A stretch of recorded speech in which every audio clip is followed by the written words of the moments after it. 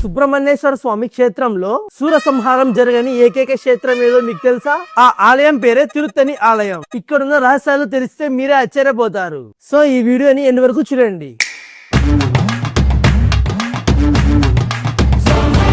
ఇది తిరుత్తని మురుగన్ ఆలయం. ఇక్కడ స్వామి మురుగన్ శాంతి స్వరూపంలో దర్శనమిస్తారు. సూరపద్ముడిని సంహరించిన తర్వాత తన కోపాన్ని చల్లార్చుకోవడానికి స్వామి ఈ క్షేత్రానికి వచ్చారని భక్తుల నమ్మకం. ఎందుకంటే ఇక్కడ స్వామి యుద్ధానికి కాదు, పూర్తి శాంతికి ప్రతీకం. మీకు తెలిసిన ఎవరికైనా కోపం ఎక్కువగా ఉంటే ఈ ఆలయాన్ని ఒక్కసారి దర్శిస్తే మనసు ప్రశాంతం అవుతుందని అక్కడున్న భక్తులు చెబుతున్నారు. మరొక గొప్ప రహస్యం ఏంటంటే ఈ ఆలయానికి వెళ్లేందుకు ఉన్న 365 మెట్లు.